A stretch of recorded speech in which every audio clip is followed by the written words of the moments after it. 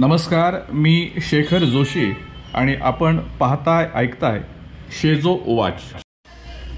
शिवव्रता 2026 या दैनंदिनीचं प्रकाशन श्रीराम जन्मभूमी तीर्थक्षेत्र विश्वस्त निधीचे कोषाध्यक्ष गोविंद देवगिरी महाराज यांच्या हस्ते झालं. दैनंदिनीचे प्रकाशन झाल्यानंतर या दैनंदिनीविषयी बोलताना गोविंद देवगिरी महाराज म्हणाले, मी छत्रपतींच्या नावानं निघालेल्या दैनंदिनी पण बघितलेल्या आहेत. सगळी पुस्तकं जवळपास मी चाळलेली आहे. पण रोज रोज छत्रपतींचा एक चांगला प्रभावी डोस आपल्याला घ्यायचा असेल तर अशी दुसरी कुठली दैनंदिनी मला आजपर्यंत दिसली नाही.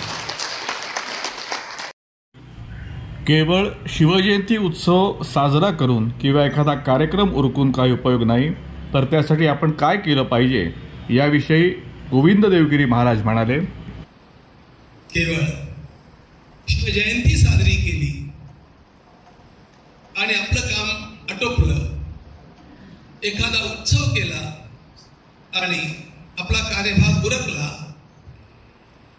अशा प्रकारची गुणवृत्ती समाजामध्ये नसली पाहिजे. उत्सव व्हायलाच हवे, पण रोज रोज त्या जीवनाचा, त्या चैतन्याचा संस्कार आपल्या चित्तावरती व्हायला हवा. सर्व संस्कारांचं मूळ प्रभू श्री रामचंद्र असल्याचं सांगून गोविंद देवगिरी महाराज पुढे म्हणाले, जितके काही संस्कार व्हायला हवेत त्या सर्व संस्कारांचं मूळ एका भगवान श्री रामचंद्रांच्या मध्ये आहे.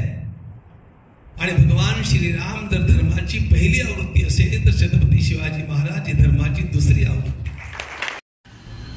छत्रपती शिवाजी महाराज यांच्या चरित्राचा आणि प्रेरणेचा जास्तीत जास्त प्रचार का व्हावा असं गोविंद देवगिरी महाराजांना वाटतं.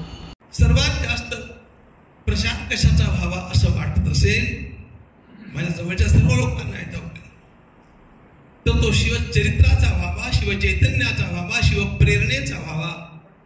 कारण Chhatrapati Shivaji Maharaj is the only solution for all national problems.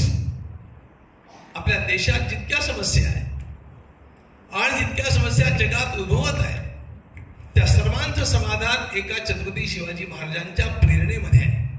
आणि म्हणून या दैनंदिनीच्या निर्मात्यांचं मी अत्यंत मनोभावे अभिनंदन करतो. त्यांनी खरोखर एखाद्या डॉक्टर सारखं आपल्याला रोजचा डोस घेण्याकरता हे प्रभावी औषध दिलेलं आहे अशी माझी धारणा आहे. सर्वांनी ते ग्रहण करावं अशी माझी अपेक्षा पण आहे. पुन्हा पुन्हा अभिनंदन.